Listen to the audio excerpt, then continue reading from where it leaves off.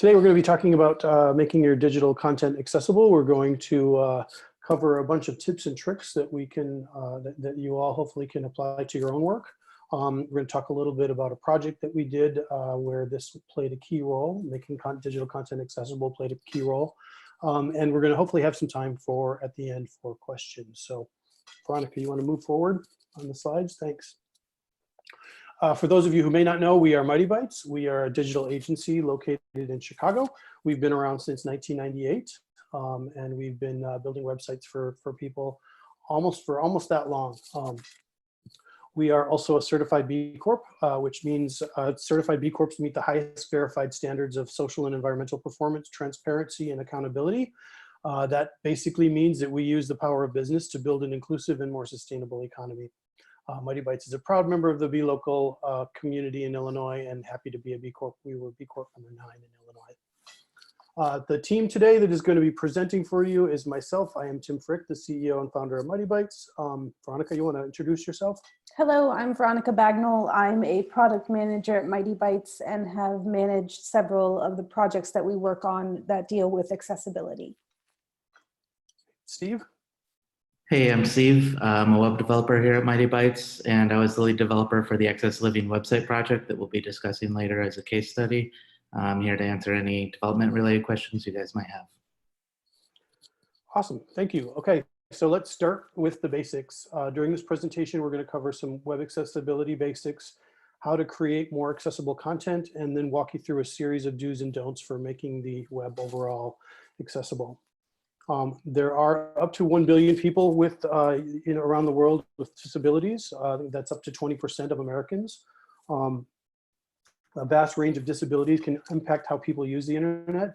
Disabilities come in many forms. So this includes not only physical and cognitive disabilities, but also temporary disabilities like breaking a limb, age-related disabilities like needing reading glasses, for instance. Sometimes things we consider to be minor or temporary disabilities can make it difficult to browse the web. Hearing loss, blindness, color blindness, dyslexia, tremors in your hands, loss of limbs, broken arms, all these things can make it challenging for people to use the internet. And so that's what we're gonna talk about today. Many folks use assistive technology to access content. This can be a wide variety of devices, including screen readers, magnification software, text readers, speech input devices, head pointers, motion and eye tracking, etc. So with all of that in mind, how do you give all of your users the best experience possible, regardless of limitations or disabilities, considering the wide array of devices there are out there? So the goal is to give the best experience. Today we're going to talk about how we do that. We're going to use the Web Content Accessibility Guidelines, also known as WCAG, and they are considered kind of the worldwide guidelines for web accessibility. It's what we use. They're not necessarily a standard, but they are a set of guidelines that you can use to build your own sustainable content, or excuse me, accessible content, also sustainable. Version 2.1 is the latest version of the Web Content Accessibility Guidelines. They're a formal set of guidelines for websites and digital products. They're written by the World Wide Web Consortium as part of their Web Accessibility Initiative. They are considered the gold standard and referenced around the world for laws related to web accessibility. Mighty Bytes, by the way, is based in the US, so that's kind of our frame of reference when we're talking about laws related to web accessibility. WCAG, the Web Content Accessibility Guidelines, come in 3 flavors, A, AA, and AAA, 3 levels of accessibility. So I'm going to quickly go through those and what they mean. A is the easiest level to achieve. Basically, it makes a website or a digital product easier for assistive technology to navigate through a site and translate it. It improves accessibility for the most sites, but it's also pretty basic. AA is accessible to people with a wider range of disabilities, and that includes guidance on color contrast, error identification, and typically when like the Department of Justice or the W3C encourage accessible websites, they're talking a lot about AA.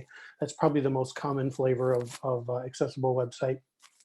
And then AAA is the highest level of accessibility for the widest range of people.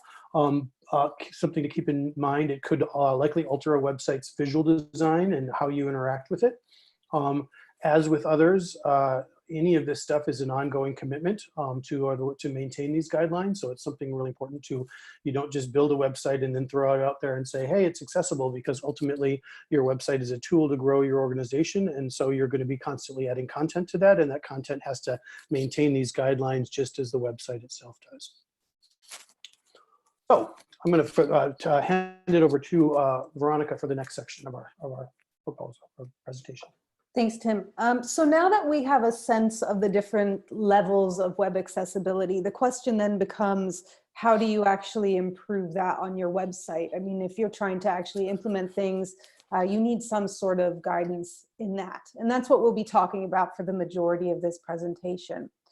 So the good news is the web accessibility guidelines that we talked about are literally that. They are guidelines that you can look at, and there's a bunch of different points, almost like a checklist, that you can then complete and move on to the next thing. So it's a really useful thing to have access to, and they are published on the website for the WCAG guidelines.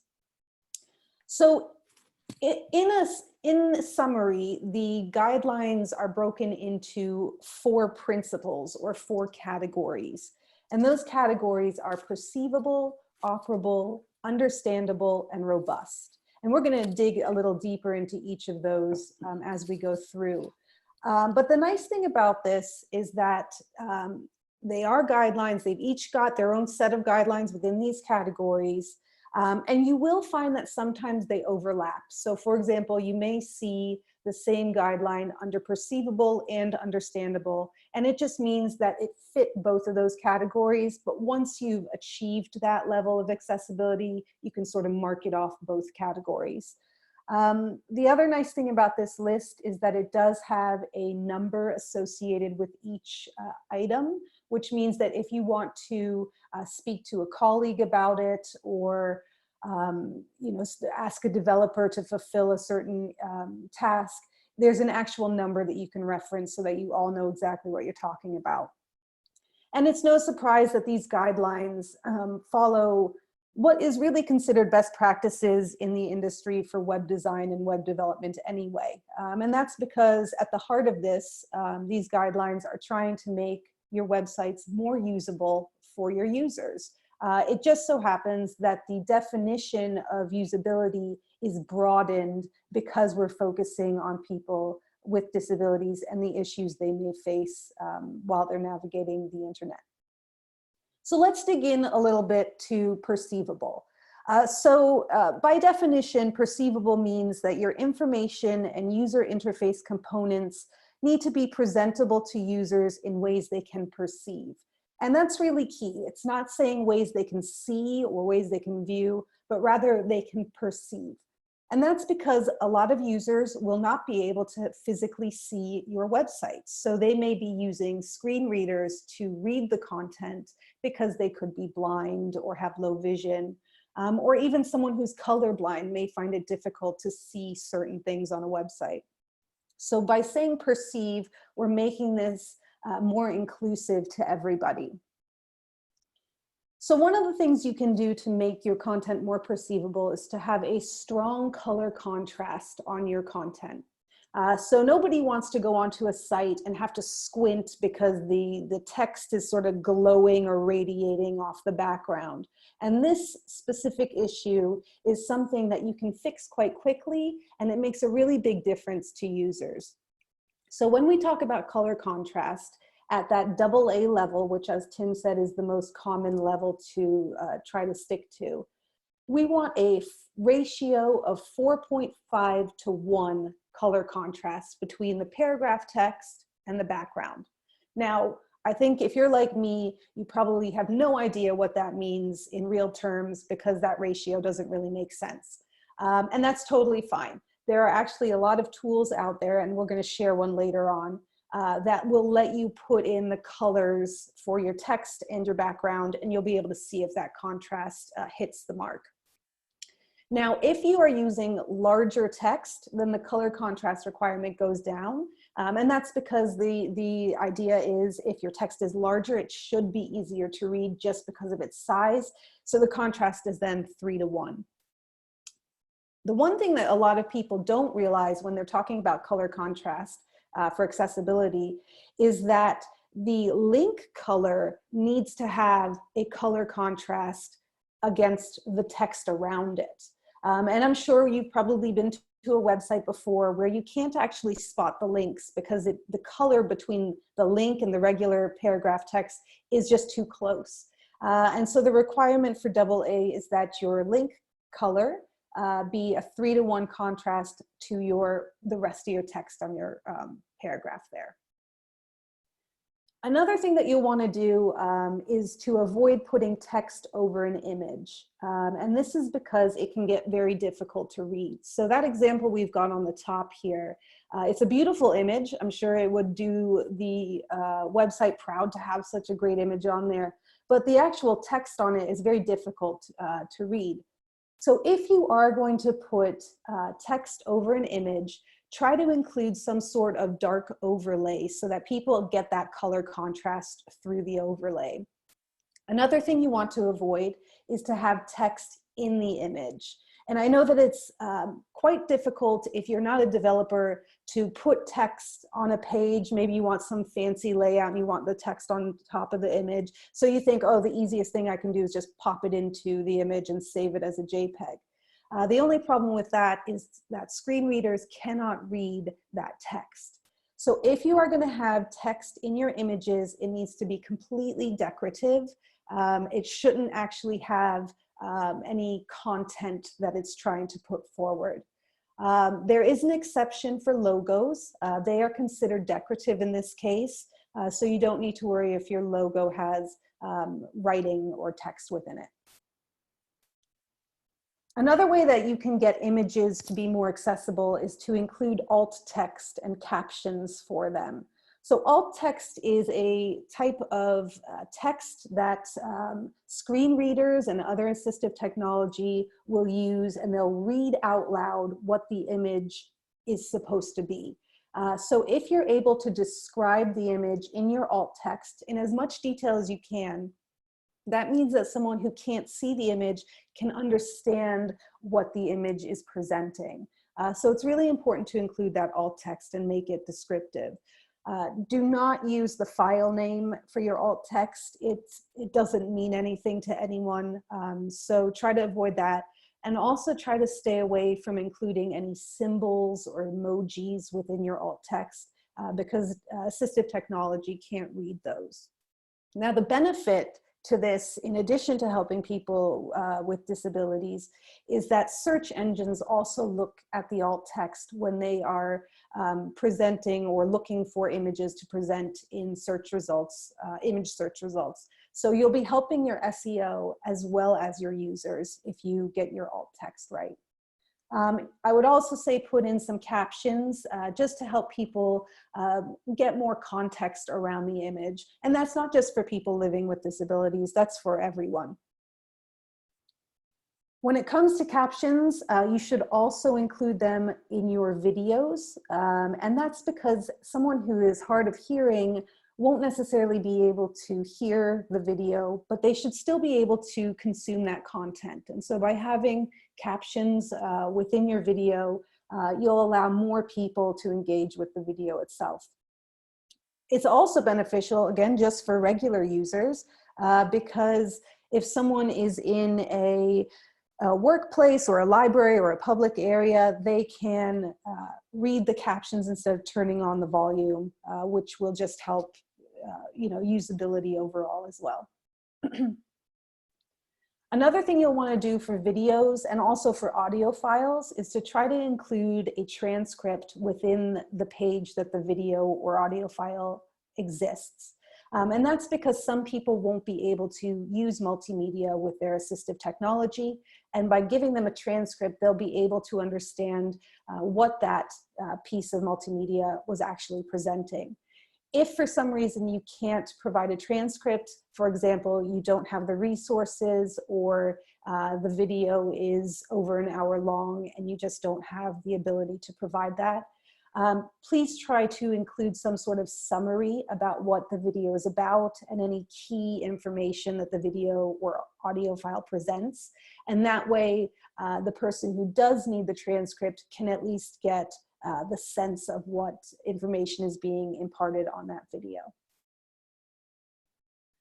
Another issue, which may seem logical to you, but is quite often ignored, is the idea that your content should be displayed in sequential order. And that's regardless of whether someone's looking at it on a desktop or a mobile device or some sort of assistive technology. This is just overall good UX, but it's very important to people who use certain assistive technology because they tend to use the tab function to move through a web page.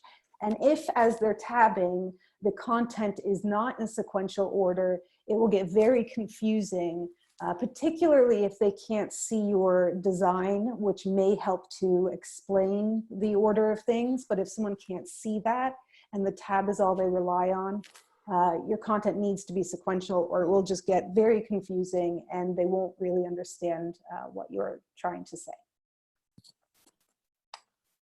Okay, now we're going to talk a little bit about what operable means.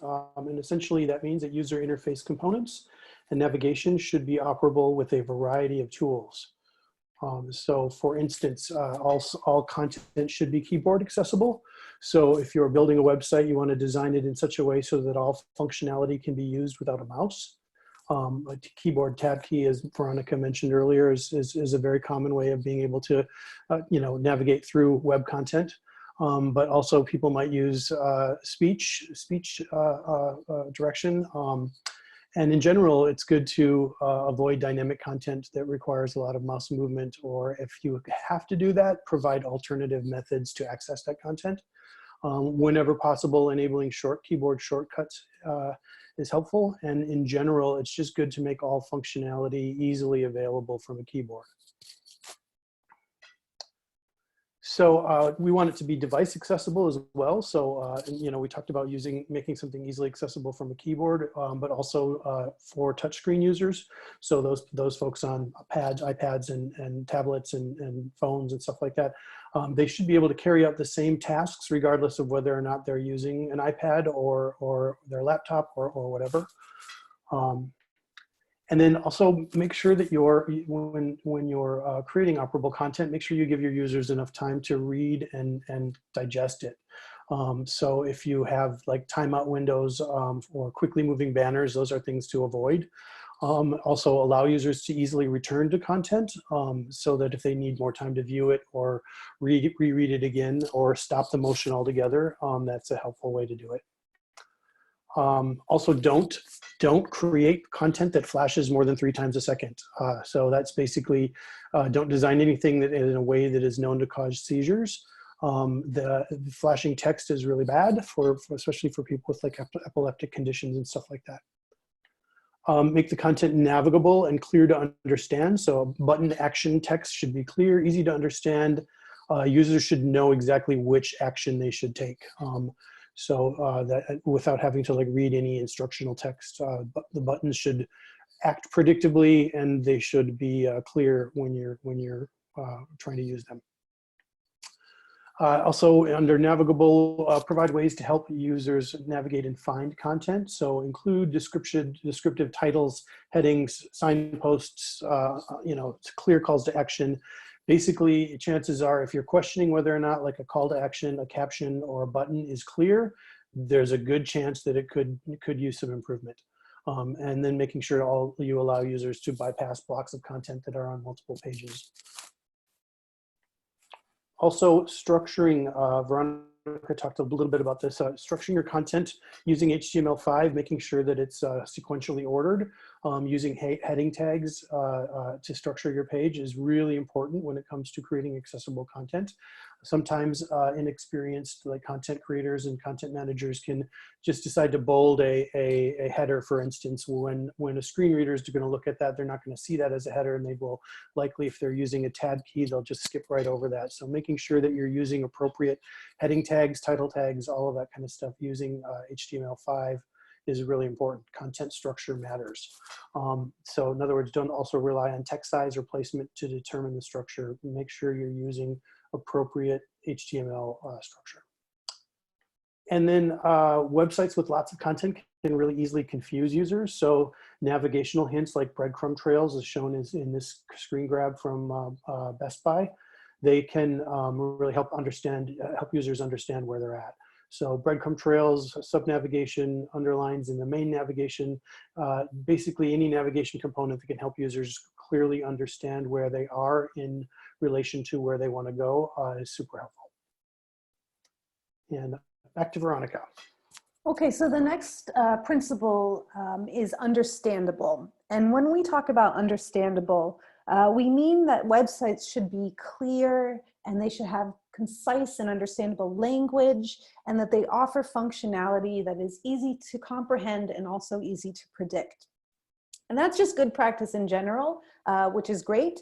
But this is particularly important for people who may have cognitive disabilities, or maybe they've got physical disabilities where movement of a mouse is quite difficult, and therefore if they have to undo something, that's actually quite problematic for them. So the more we can reduce confusion on the website, the better we the better experience we will give people. So one of the first things that you can do is to focus on the text that you have on your website. This should be readable and understandable. It should be written in plain English and really avoid the use of jargon or figures of speech or abbreviations. I know that in some industries it's unavoidable, but try to keep that to a minimum. And really, it's recommended to keep your maximum, your reading level to a maximum of 8th grade, just so that, again, we're just simplifying the language and making it understandable for everyone. Another thing you can do is to use what's considered normal font for your body content and your headings. I know there are a lot of beautiful fonts out there that are created more for design aesthetic than to be read, but that can cause difficulty really for everyone who visits a website. So for the bulk of your content, try to use a nice clean font that can match your branding, but that is easy to read. You'll also want to avoid large amounts of text that have underlines or italics, and also avoid writing in all caps because that does make it more difficult to read your content. Now that being said, a little bit of content with some sort of underline or italics is fine, but what you don't want is paragraphs upon paragraphs of these styled text. Another thing you'll want to do is to keep your layouts and functionality consistent throughout your website. So for example, if you have a navigation on the left-hand side of your website, and for all pages that exist there except for a random page that you decided you wanted to put the navigation on the right-hand side, that starts to get confusing for people.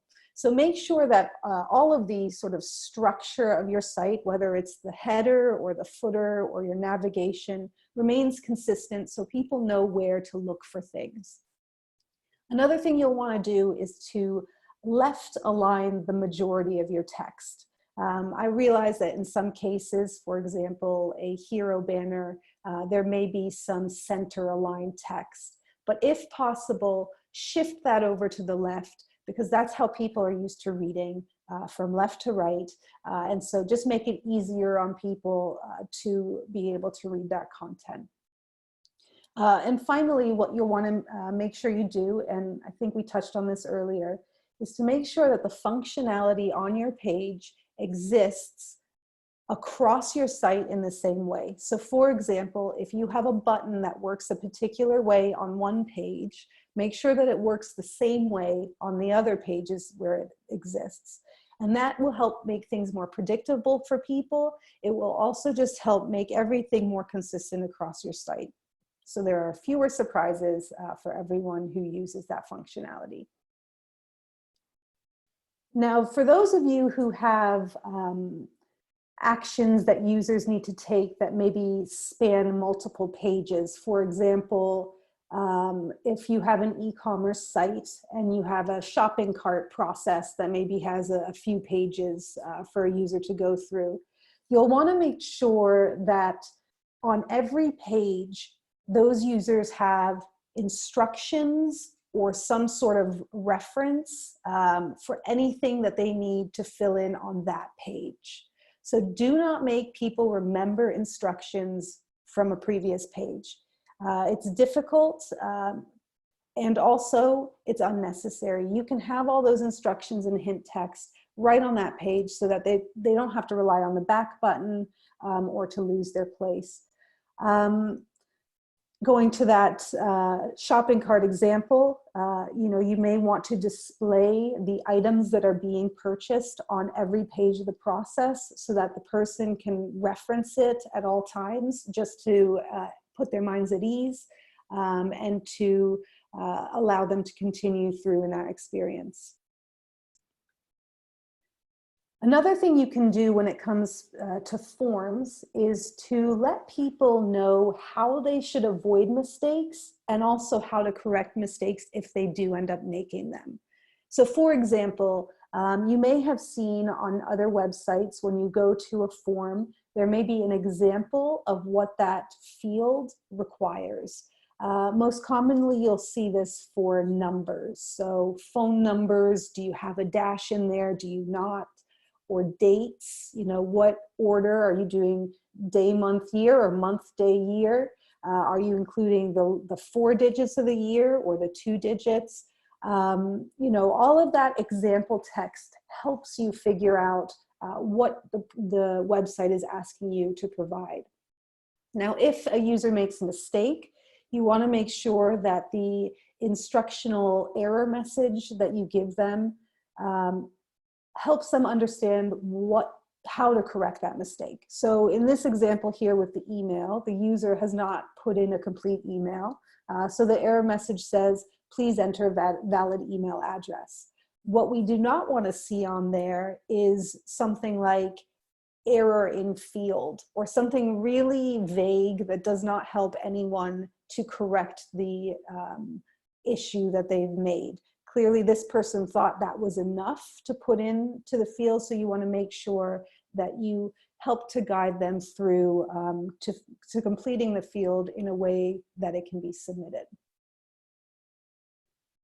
Now, another thing with websites is that you're bound to have clickable areas, whether that's on a button or your navigation or some sort of panel that links to another page. And what you want to make sure is that these areas have a wide enough or large enough clickable area that someone doesn't have to be pixel perfect in where they're clicking. So I want you to imagine, for example, somebody who has tremors in their hand, and as they move the mouse, their cursor is sort of shaking on the screen. It will be very difficult for that person to click a very small point on your website. So give them a little bit more breathing room, make that clickable area a little larger so that somebody who is having some difficulty with precision can still make an action on that click. And then finally, if you've got a form that requires a lot of input and there's a way you can help your users, then go ahead and do that. So for example, if you've got a form where someone needs to put in their zip code, if there's a way for you to automatically populate the city and state based on that zip code, that's going to help people a lot. Or if that can't be done, maybe provide them with a lookup zip button so that instead of having to go off your site to somewhere that may not be accessible, they can actually look the zip code up right on your website and then get the zip code into the field. So that's just a few examples of how you can help people fill in a form through shortcuts. Okay, this last section is on robust, which is defined as websites working well enough across platforms, browsers, and devices so that it can account for personal choices and user needs. This one's a pretty simple section because it literally is only one screen or one slide here. Just make sure that you're following the best practices for development, programming, maximizing compatibility with assistive technologies. In general, cleaner code will work across a wider array of devices and platforms. It will also be more accessible to search engines, more accessible to all kinds of users, not just people with disabilities. So that's the four sections that we are talking about here for the Web Content Accessibility Guidelines. Why should you care? Well, there's a few important reasons. I think we've covered some of them in our previous slides. One is it is simply the right thing to do. You could be alienating as many as 1 billion users around the world with your content if you're not doing it. It also helps people who don't have access to content to get access to that content. And that's just, like I said, the right thing to do. It offers better experiences. When you do that for people, they're more likely to become repeat visitors. So giving a better experience makes them more likely potential customers, et cetera. And finally, the last one is lawsuits. There have been an increasing number of lawsuits over the last few years on accessible websites. The most probably high profile recent one is the Domino's case that the Supreme Court last week refused to hear. That's kind of, well, the Supreme Court didn't make an actual judgment on that, which I personally think they should have. It does send a message that, you know, accessibility, the Americans with Disabilities Act does apply to websites. And so this is an important thing to keep in mind when you're building your own websites and creating your own content. There are, if you are a government agency or what is considered a public facing entity, it is the law that you should have it's not necessarily the law just yet in terms of there is no clear law on the book saying that this has to be this. The Supreme Court ruling last week was really to decide whether or not the ADA includes websites. However, public-facing entities and government agencies are required to create accessible websites and create accessible content. So just word to note that you know, you could be opening yourself up to a potential lawsuit if you're not creating content or keeping these things in mind when you build websites and digital products. So finally, for the last section of this webinar, we're going to go through a case study of work that we did with a group called Access Living in Chicago, which is a disability rights advocacy group. And Veronica is going to kind of take us through that. Thanks, Tim.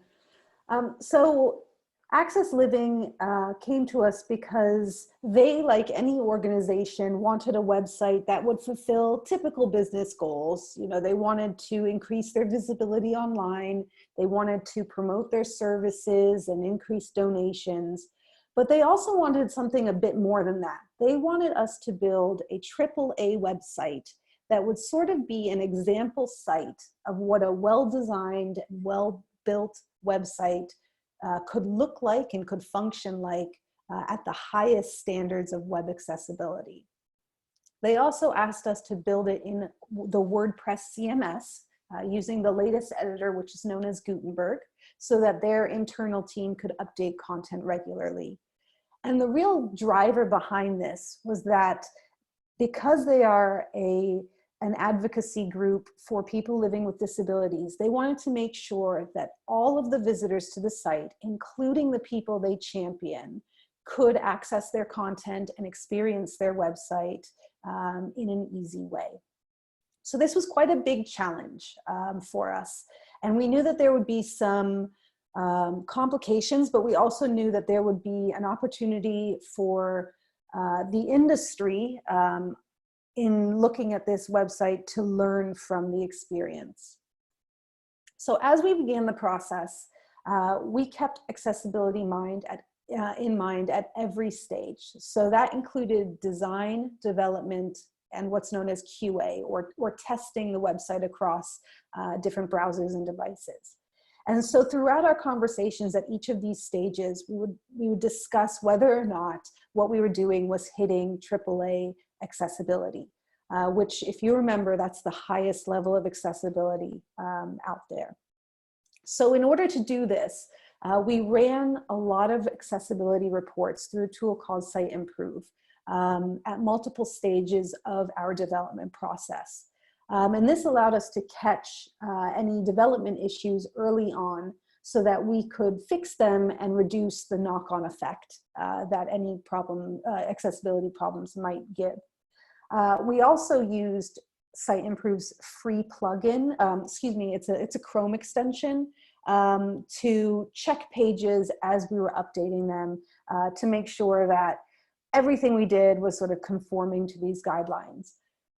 So throughout that process, we were building the site and we were creating designs and everything was going along really well and we were really happy with it. But we wanted to make sure that actual users who use assistive technology or who have some sort of disability could experience the website as we thought they could. And that's quite key, because if you don't have a disability yourself, you do have a level of assumptions as to what will work and what won't, even if you're checking off a box that says, yes, I've completed that guideline. So what we did is we assisted Access Living with coming up with ways that they could test the website with users who actually have disabilities and who also use different types of assistive technology. And then the feedback that we got from them was then woven into updates to the website to make sure that we could get the site as accessible as possible to those users. So that feedback was really crucial to getting the website in the state that it is now. So we learned a lot in this project. And the first thing we learned is that this is an ongoing process. We have these guidelines and you can certainly tick the box to say you've completed them, but it is an ongoing process. And I would urge you to think of it similar to your general marketing campaigns, which are ongoing, or your search engine optimization campaigns, which are ongoing. This sort of has to be along those lines. You've got to keep coming back, keep improving, and just constantly see if there are ways that you could update your site to make it more accessible. And we were talking to one of our contacts at Access Living, and she made a really important point. She said, these accessibility guidelines should be considered the floor, not the ceiling. There's always ways that you can improve what you're doing. And just because you've met a guideline does not mean that you can't make it better. And one of the ways that this is ongoing is through content. And that this really is just as important as the design of the site or the development, because content is constantly being updated. And so your team sort of needs to begin to learn how content can be accessible. So we touched on a few things, for example, adding alt text to your images or not including text within an image. We also talked about using HTML5 and the correct heading structures for your page. So as you're going through and creating new content on your site or updating existing content, always have web accessibility in mind. The other thing we learned was that AAA websites don't have to look boring, which is great news because before we did this site, most of the examples we found, if not all of them, were very bland in design. They had a white background with some black text and no images. And so a AAA website does not have to be boring. You just have to know that you're going to focus on accessibility from the beginning and develop it with that in mind. Another key thing that you'll want to take away from this is that you'll never be able to get your website to work perfectly for 100% of your users. And that doesn't mean you're failing in web accessibility. And in fact, the WCAG recognizes that this isn't possible, that there's always going to be someone with maybe outdated assistive technology or just a very unique disability that they have not accounted for in their guidelines. So do not think that if you fail to get it perfect for everyone that you have lost the game. In fact, what you're trying to do is to make your website the best experience it can be for the most people. And so that's why this is a constant process, because there's always something you can tweak to get it more accessible for somebody else.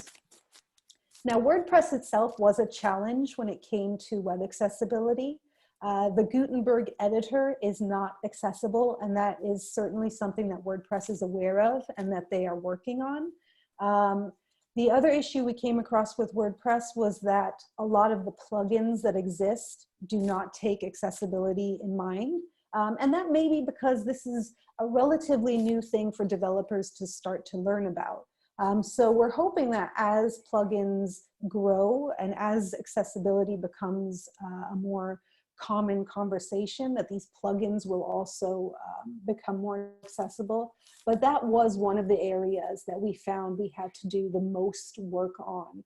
And in fact, the site at the moment where it does not meet AAA accessibility standards is because of a few of the plugins we're using. So again, it's back to the idea of this being an ongoing process. And the last thing we learned that we want to share with you is that this is very much a team effort. You've got to get your designers, developers, content creators, and your QA team all on board. It really does take a village to make a website accessible. And so we recommend that you have those conversations. If you need to train your team on web accessibility, then please do so, because each one of these members of the process will have a role to play in making the website accessible. I would just add to that, in this particular case, we also really lucked out in having a very engaged and excited client to work with. They were very much a part of this process. In fact, the entire life cycle of the project was really a very collaborative effort, and that made a big difference in the end result. So then the question becomes, we've just sort of thrown a lot of information at you. Now you know the different levels of accessibility. We've given you a few tips, but where do you start? Because it is intimidating, right? There's hundreds of things you could do. So what happens next? So when we share this webinar, we've got this slide with a few links to tools that you can use to really get your first steps into web accessibility. My recommendation is to go on to either Site Improve or Wave. They're both accessibility tools with good reputations, and just play around with it. They do have free versions available. And as I mentioned before, Site Improve has a Chrome extension. So just, get that on your browser, play around with it and see what comes up. Because you do need to start to delve in slowly, and familiarizing yourself with how these tools work is a good starting point. Personally, I prefer Site Improve. I think the usability of it is just easier, but Wave is also well known. There are also a lot of color checkers out there, and so we've got a link for one. This is the tool you can use to look at the color contrast that I talked about earlier. So all you'll have to do is put in your text color and your background color, and it will tell you if it's hitting that ratio of color contrast. And the color contrast ratio changes from AA standards to AAA standards, so it will tell you which one you're meeting.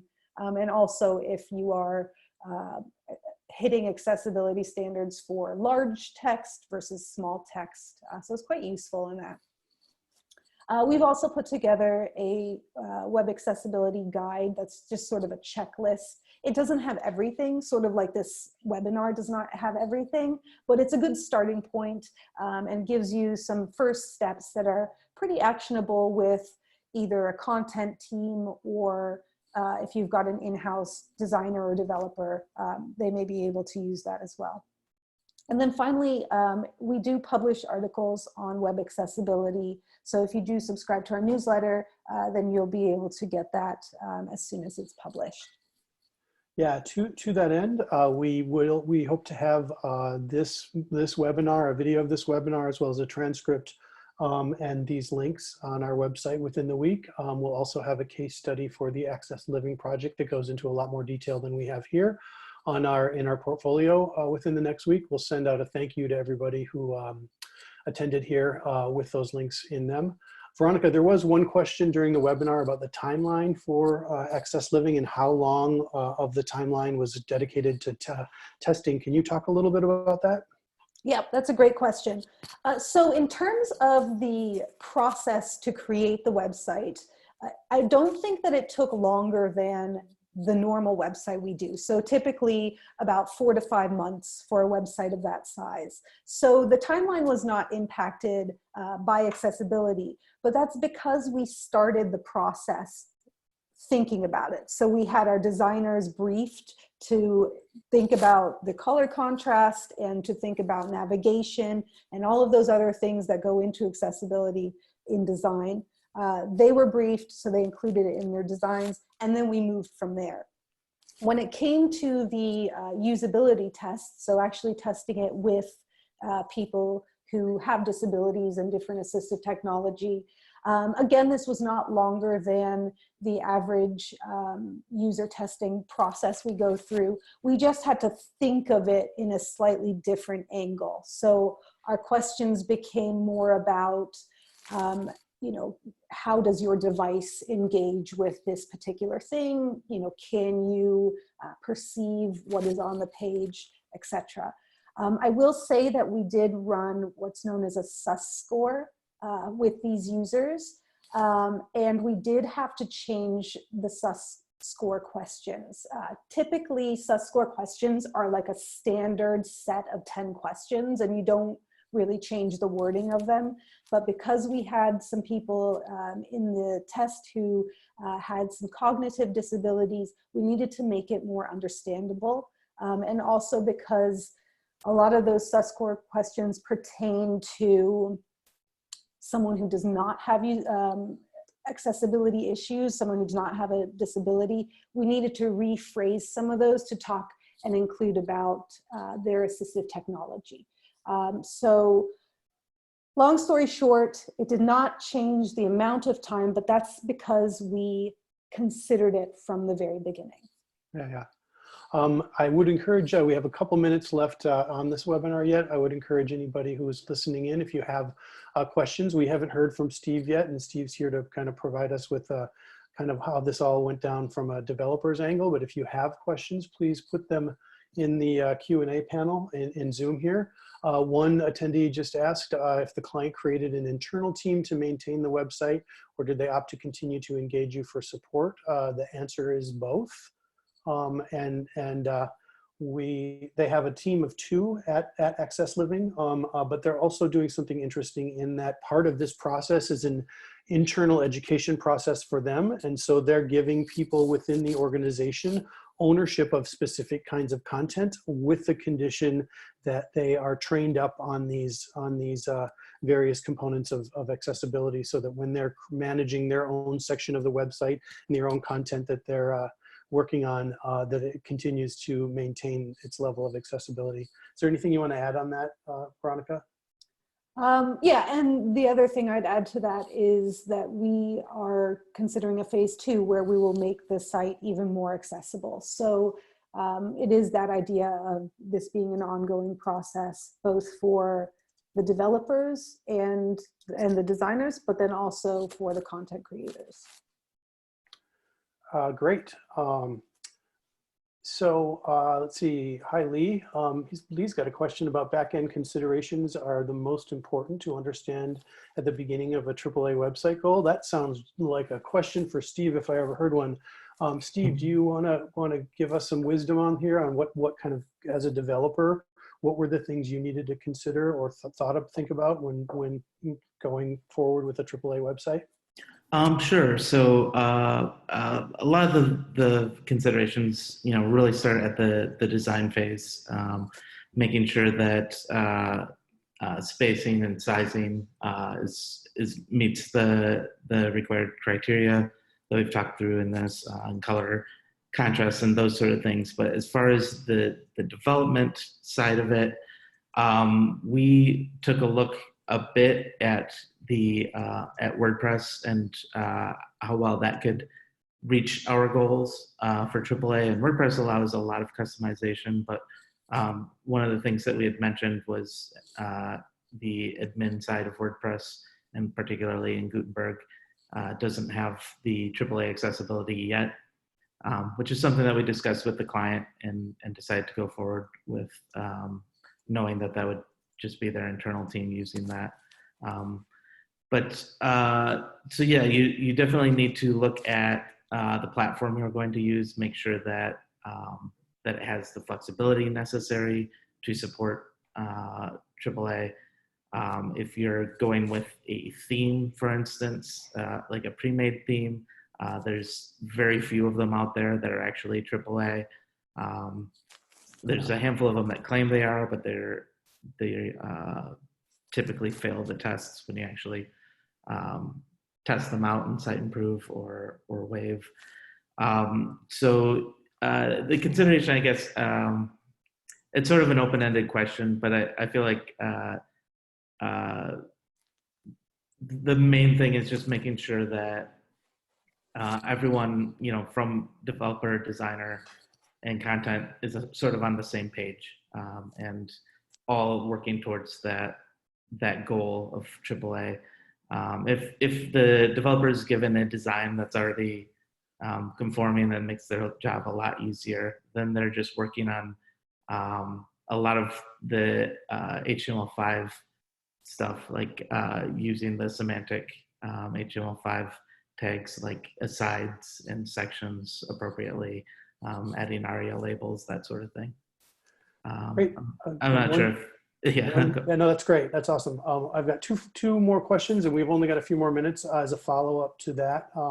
Lee also is asking, how do you identify WordPress plugins that are AAA friendly or not? Like, how is the vetting process for adding plugins for like the Access Living site, for instance? This is pretty much trial and error.